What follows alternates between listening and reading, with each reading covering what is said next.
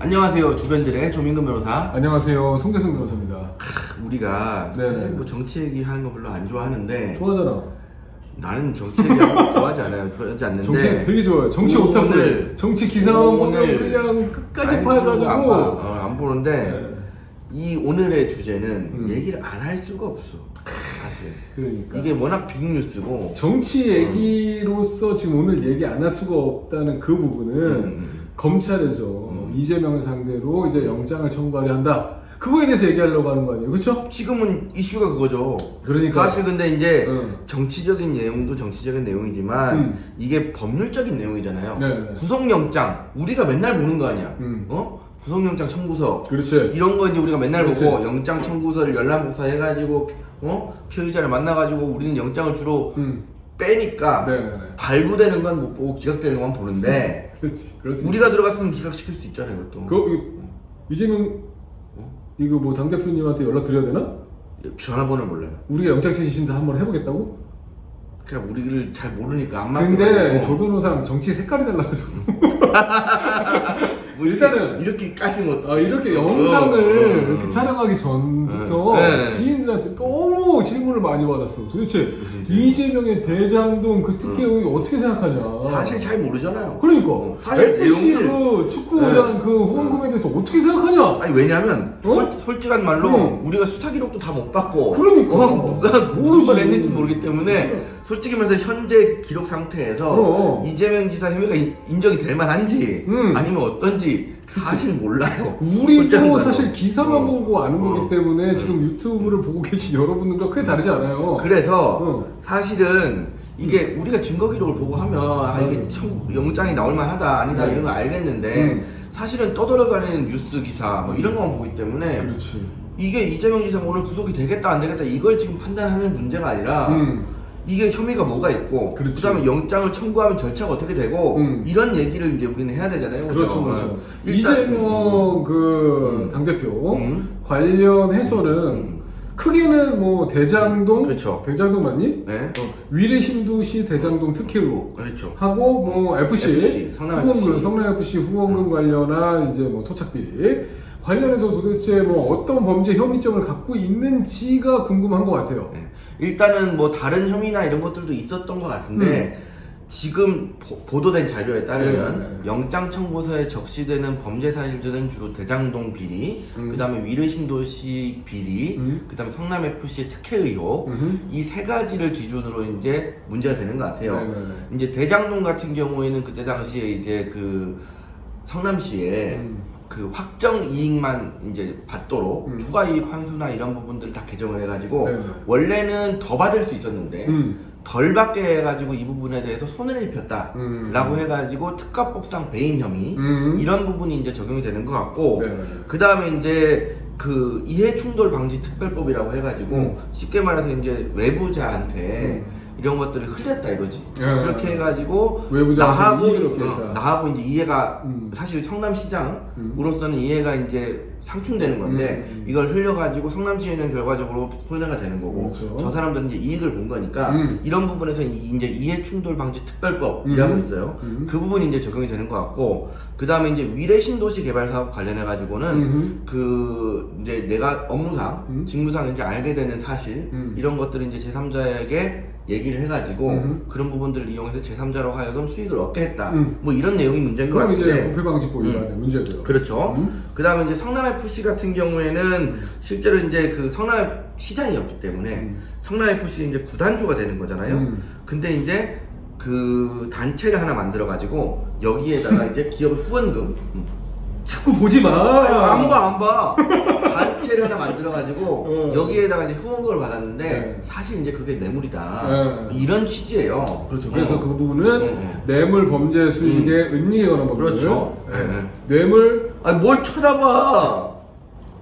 모르겠어 나도 잘. 그러니까 뇌물죄. 뇌물 범죄 수익 은닉 규제법 위반. 틀렸어. 이거 뇌물죄하고 범죄 수익 은닉 규제에 관한 법률 위반이에요. 아무것도 몰라요. 뇌물죄인데 얘는 법률이 잘못 써놨네. 아니, 뇌물하고 점이잖아 임마. 그러니까 뇌물죄지 이거는 뇌물법이 아니잖아. 뇌물죄가 아닌 이유가 뭐냐면 아직은 혐의이기 때문에 혐의. 그러니까 뇌물죄 혐의를 받고 있다고 써야지. 이거는 뇌물법 위반으로 써놨잖아. 그런가요? 네. 뭐 그럴 수도 있죠. 그래요. 어쨌든 그러니까 이게 기자가 100% 다 맞는 건 아니에요. 어쨌든 지금 성남FC 같은 경우에는 뇌물, 그 다음에 이제 미래신도시 같은 경우에는 부패방지법 위반. 그렇죠. 근데 나는 사실 부패방지법 위반 조금 이해가 안 되는 게 제가 부패방지법 위반 사안을 많이 변호를 해봤어요. 근데 부패방지법의 7조 2에 뭐가 있냐면 이게 이제 직무상 알게 된 비밀을 이용해서 본인이나 제3자에게 본인이나 제3자가 이제 재산상 이익을 얻는 거를 못하게 하는 게 이제 부패방지법 7조의 2고 거기에 따라서 쭉 따라가 보면 86조에 원래 그 처벌 규정이 있었어. 그렇지. 근데 그게 2021년에 삭제가 됐거든요. 네네네. 근데 이게 지금 그런 부패방지법이 없단 말이에요. 그렇지. 그러면 자 좋아. 이게 위례신도시 개발 문제가 2021년 이전에 있었다고 하더라도 나중에라도 법이 개정돼가지고 이게 없어졌기 때문에 이 법률을 적용할 수는 없잖아요. 왜냐하면은 항상 모든 형법 조항은 피의자 내지 피고인에게 유리하게 적용이 돼야 되는데 그렇죠. 그러면 이제 원래는 처벌 규정이 있다가 나중에 처벌 규정이 없어졌어. 그러면 사실은 신법이 적용돼야 되잖아. 그잖아요? 그잖아요? 그리고 이제 원래 우리가 이제 형법 피고인의 이익이 된다고 그렇죠. 한다면은 이익으로 이제 변모한 신법을 적용해야 되겠죠. 그렇죠. 그 다음에 이제 옛날에 우리 대법원에서 동기설이라는 게 있었어요. 쉽게 말하면 법을 개정했는데 이게 우리가 딱 보면 입법자의 동기를 알 수 있다 이거야. 그래가지고 이게 과거에 대한 반성적 고려에서 나왔다 이런 문제인데 하여튼 뭐 그런 얘기가 있잖아. 근데 없어졌어. 동기설이 없어졌기 때문에 무조건 시법 적용되는 게 맞아요. 그런데 그러면 부패방지법 위반이 적용되는 사안이 아닌 것 같은데 나는. 근데 경우에 따라서는 비밀을 누설해가지고 본인의 제3자에게 이익이 됐다라는 그 처벌 조항 말고 그냥 단순 비밀 누설에서 그거는 살아있어. 처벌을 하면 이제 부패방지법 조항은 살아있기 때문에 그걸로 그 법률을 또 적용할 수도 있는 문제라서 그럴 수 있어요. 아직까지 저희가 뭐 정확히 말해서 이제 뭐 영장 청구 서호 같은 경우가 150장 이상으로 구성됐다고 하는데 그러니까. 그걸 보지 못했어요, 그렇죠? 그렇죠, 못 봤죠. 왜 못 봤어? 그 정도는 볼 수 있잖아, 저 변호사 인맥이면. 볼 수 그걸 있는데 못 보면 어떡하나. 제가 보려고 하면 볼 수 있는데 검사하면 잡고 들어가야 돼요. 그래요? 네. 그러면 그거 가지고 우리 봤다라고 유튜브 찍으면 바로 구속각인가? 걔 구속됐어요. 나는 상관없는데. 어쨌든 간에 그걸 못 봤기 때문에 우리가 지금 정확한 법 조항이나 사실 지금 말씀드리는 게 대략적인 이런 사실관계를 가지고 이런 법조항을 적용했다라고 말씀드리는 것 뿐이지 우리가 얘기하면서도 굉장히 답답해. 일단은 그치? 왜냐면 사실관계만 해도 다 몰라. 막 몇 개월, 몇 년 동안 일어난 사실관계를 압축 정리해가지고 기록이 얼마나 많겠어. 그러니까. 기록이 얼마나 많은 것 같은데 우리는 하나도 몰라. 정확한 내용은 없고 답답하지. 그냥 이제 언론에서 나오는 내용들이 뭐 이랬다 이런 그렇지. 것만 있는데 사실 이제 이 혐의들 중에 제일 문제가 되는 건 대장동이겠죠. 아무래도 그렇죠. 정어리가 제일 큰 게 이제 맞습니다. 성남시에다가는 원래는 확정된 이익을 더 많이 줄 수 있었는데 맞아요. 이제 조례나 이런 것들 개정함으로 인해서 원래 갈 수 있는 수익권 덜 갔다라고 하는 특가법상 이제 배임 혐의 하고 이제 제3자를 이용해가지고 그들에게 이익을 안겼다라고 하는 이해방지 특별법 위반 예, 이런 것들이 이제 제일 크게 문제가 될 것 같아요. 그렇죠. 근데 문제는 여기까지는 이제 혐의가 뭐냐 라는 거고 여기 끊고 그럼 도대체 이재명인 그 제1야당의 당대표를 그렇죠. 도대체 어떻게 구속할 것인가 네. 이에 대해서 우리 조민구 변호사님께서 네. 정말 네. 정치 오타쿠답게 이게 연구를 마쳤어요. 연구를 할 것도 없는데 사실은 전화 끊고 그 당대표는 그냥 당은 그냥 사당일 뿐이야. 네네네. 당대표인지 여부는 중요하지 않아요. 지금 그러면 이재명 씨에게 중요한 게 뭐냐? 이분이 국회의원의 개원이기 때문에 문제죠. 국회의원의 지위라는 건 뭐냐면 우리 헌법에 불체포 특권이라는 게 있습니다. 네? 말 더듬지 마시고 네. 헌법에 네. 국회의원은 불체포 특권이 있는데 그렇죠, 그게 이제 맞습니다. 회기 중에 그렇지. 국회의 회기 중에 현행 범인이 아니면 국회의 동의를 얻어야 이 양반을 체포할 수가 있어요. 그렇습니다. 아, 그죠? 그러면 지금 이제 좋아. 오늘 검찰이 영장을 청구했어. 그럼 영장을 청구했는데 이 양반이 국회의원이야. 그렇죠. 이러면 어떡하냐? 법원에다가 영장을 청구하면서 법원에서는 국회에다가가 아니야. 일단 정확히 법원에서는 국회의원에 대한 체포 동의서를 쏘는데 네네. 어디다 쏘느냐? 어디다 쏘냐? 정부에 쏴요. 정부에다가. 정부에. 네. 그러면 이게 뭐 대통령실로 가느냐? 네. 아니야. 이거 실제로는 검찰청으로 검찰청으로 가겠지. 네. 정부로 검찰청으로 가면 대표하는 기관은 검찰청이에요. 그렇죠. 왜냐하면 우리 뭐 정부에 대해서 소송을 하면 넘어가. 좋아. 당사자는 검찰청 그래서 어쨌든 검찰청에다가 이제 국회의원에 대한 체포 동의 요구를 그렇죠. 합니다. 네네. 그렇게 하면 이제 검찰에서 그렇죠. 국회로 그걸 싸요. 싸죠. 그러면 이제 국회에서 국회의원에 대해서 이제 체포를 한다고? 감히? 네, 이렇게 하면 이제 본회의를 열어야지. 그렇지. 본회의를 열어가지고 네네. 여기에 대해서 이제 찬반 이걸 할 거 아니에요? 그렇죠. 투표를 합니다. 투표를 하겠죠. 그런데 투표를 해가지고 이제 찬성이 됐다 라고 하면 이제 감옥 가는 거고, 아니 감옥 가는 게 여기서 그러면은 체포 동의를 하는 거고. 투표율은 과반수 투표인가요? 기본적인 국회의 투표는 과반 출석에 과반 찬성이에요. 과반 출석에 과반 찬성의 동의를 얻어가지고 2분의 1 곱하기 2분의 1. 네. 네. 이재명이 국회의원의 체포 여부를 결정하게 됩니다. 여기서 사실 또 중요한 문제가 뭐냐면 지금 이제 야당이 국회의원의 의석수의 과반 이상을 차지하고 있단 말이죠.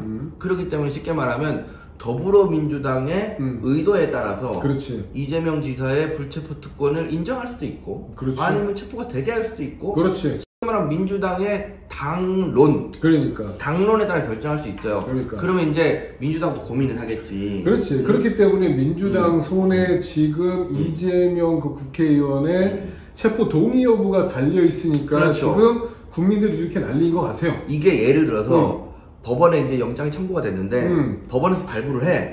법원에서 발부를 하는데 국회에서 불체포 특권에 대해서 이제 우리는 체포 안 한다.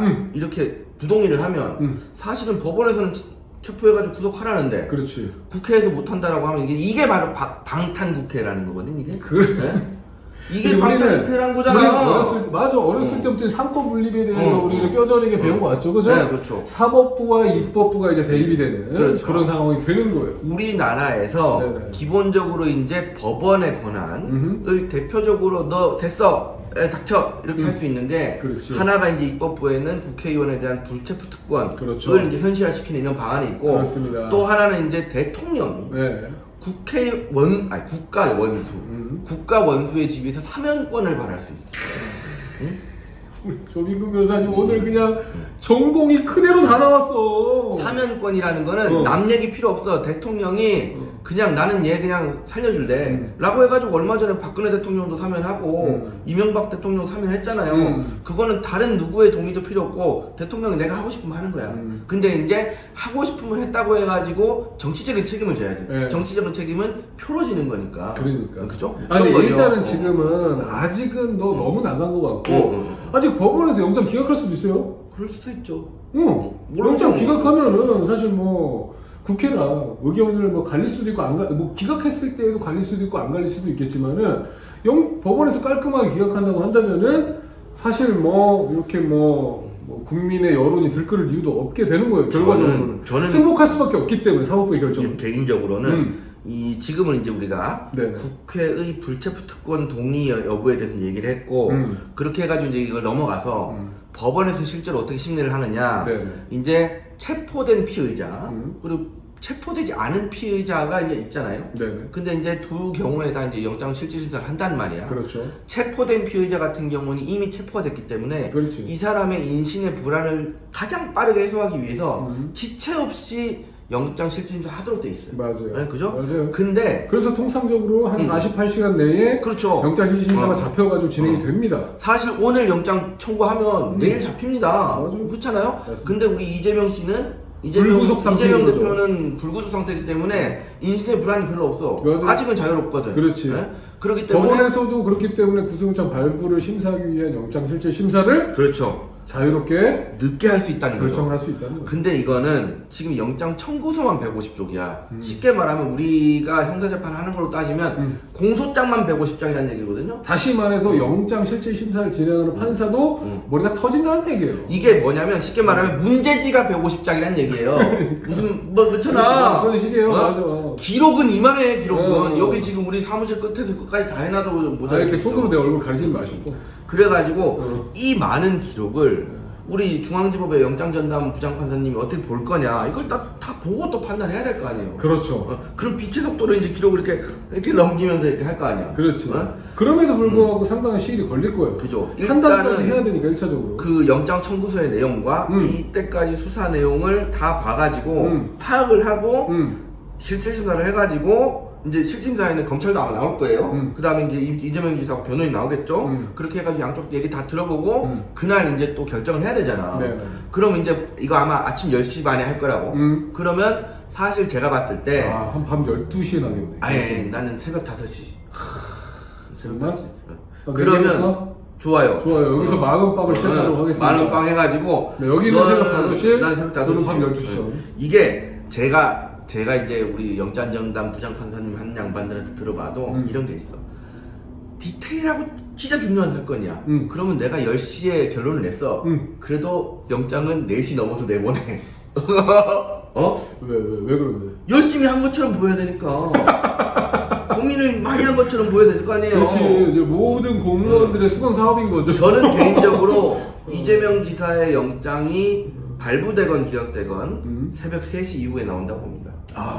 좋아요. 네. 갑자기 좀 한 번 물렀는데 5시라고 그랬어. 아니까 와. 5시 이후고 난 12시 이전이고. 좋아. 그러면 우리 5시 이후 시간을 갈라서 중간 지대는 없는 거야. 그러면은 새벽 5시 이후고 나는 12시 전이야. 오케이. 그러면 여러분께 말씀을 드렸어요. 4시 이렇게 약한 모습을 보면 어떡하나. 하여튼 이게 좋아요. 그러면은 결과적으로 우리 지금 실컷 떠들었는데 결과적으로 이재명 씨 구속될까요? 그건 송재성 씨가 알아요? 뭘? 모르기 때문에 한번 추측을 해보는 거예요. 이런 거예요. 자, 봐요. 또 몸살인다. 나는 몸살인다. 여러 가지 고민을 하는데 네. 최근에 네. 다른 변호사들로부터도 이게 말이 되냐라는 얘기를 들었던데 전 잘 모르겠지만 우리 곽상도 전 민정수석 이 네. 아들이 50억을 받았어. 물론 이 세금 때문에 많이 줄어. 국가가 많이 떼가잖아요. 그죠? 많이 떼가는 거 알잖아. 그러면 사건 말씀하시는 거죠? 그렇죠. 곽상도 전 민정수석이 아들이 이제 퇴직금을 많이 받았는데 아들이 받은 거를 곽 수석이 직접 받은 걸 볼 수 있냐 뭐 이런 거죠 이제. 그렇지. 그런 문제에서 결과적으로 법원이 무죄 판결을 내렸어요. 예. 근데 이거 가지고 사실 나도 기록을 못 받고 내용은 모르지만 모든 사람들이 막 뭐라고 하고 있어. 모든 사람은 아닐 수도 있을걸? 그러니까 나는 많이 봤어. 그 사람을. 많은 사람들이 뭐라고 하고 있어요. 근데 봐봐요. 근데 법원은 무죄를 선고했잖아. 그러니까 네. 그런 취지에서 나도 지금 내용은 잘 모르지만 이재명 지사의 영장이 그런 측면에서 보면 기각될 가능성이 있다라는 건데 또 반대로 사실은 제 생각에는 이재명 지사의 최측근인 뭐 실제로 이분이 이 양반들 최측근이라고 인정하는지 안 인정하는지 정확히 모르겠는데 통상적으로 우리가 이재명 지사의 최측근이라고 알려진 정진상 그리고 김용 이분들은 지금 다 들어갔단 말이에요. 근데 그분들이 그렇지. 그래서 조져주고 있잖아.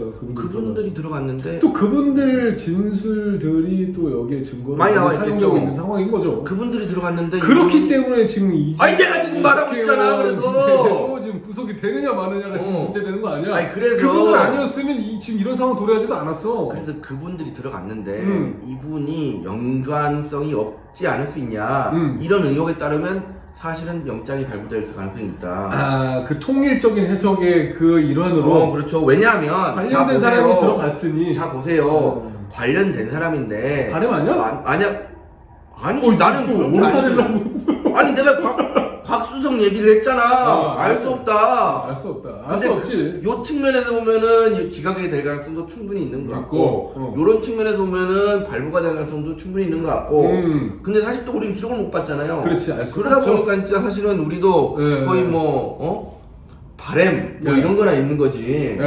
뭐 바램 뭐 누구의 바램이 어찌 됐든 간에 그게 중요한가요? 근데 사실은 제가 봐도 모든 사람들이 이재명 지사가 구속이 될 거냐 안 될 거냐 이런 것도 진짜 이게 디테일하게 분석해가지고 이러니까 구속이 된다 안 된다 이런 얘기가 아니라 됐으면 좋겠다 라는 사람의 의견이 있는 거고 안 돼야 된다 안 돼야 된다 라는 사람의 염원이 있는 거죠. 그러니까 다 그런 얘기야. 겨우 빠져나갔네. 다 그런 거야. 그러니까 사실은 소원이지 소원. 그렇지. 서로의 이제 염원과 뭐 희망과 소원이 이제 막 복합적으로 이제 작용하는 건데 몰라요 이거는. 그래요. 진짜 몰라요. 오늘의 결론은 모르는데 몰라요. 내가 봤을 때는 사실 이게 지금 영장 전담을 어떤 판사님이 하시는지 난 모르겠는데 그 양반이 스트레스 엄청 받을 거야. 미치겠지. 머리 터지겠지. 불쌍해. 지금 말 그대로 지금 왜냐면 영장 청구서가 150장인데 영장을 발부를 하든 기각을 하든 어떤 쪽이든지 상대방으로부터 갈굼을 엄청 당할 것 같거든. 그렇지. 네. 아니 옛날에 뭐 우리 중요 정치 사건에 대해서 내 기억이 정확히 안 나는데 영장을 발부했다 기각했다 막 이런 거 가지고 막 판사 신당 다 까고 그랬잖아요. 그렇지. 그런 판이 그렇다고 한다면은 지금 조민근 변호사님께서 이게 영장이 기각될 수도 있겠다라는 일환으로 아무래도 좀 저 개인적인 사견으로는 민주당 측에서 이제 그런 이제 원하지 않는 결론에 이르렀을 때 언론적으로나 워낙 이제 막 떠들어대서 이제 쥐잡듯이 잡으니까 영장이 기각될 수도 있겠다라는 생각도 들네. 그럴 수 있는데 네. 결정적으로 눈치 안 볼 수 없잖아. 저는 이럴 것 같아요. 언론이나 사회에서 난리 부르스를 추는 걸 또 가만 안 할 수 없거든. 저는 사실 판사가 영장을 기각하느냐 발부하느냐도 문제지만 우리 아까 전에 불체포 특권 얘기했잖아. 불체포 특권이 발동될 수 있어. 그렇죠. 그러면 이제 그런 가능성은 그런 정치적인 책임은 민주당에 가는 거죠. 그렇지. 어떻게 보면은 검찰청에서 이렇게 영장 청구 절차까지 진행한 것이 우리의 책임은 이제 국회 너에게로 갔어라는 제스처일 수도 있어요. 서로 이제 폭탄 돌리기를 하고 있는 이제 꼴입니다, 이것이. 그렇지. 그렇지. 그 폭탄은 도대체 어디에서 터질지 사실 지금 상황에서는 아무도 모른다.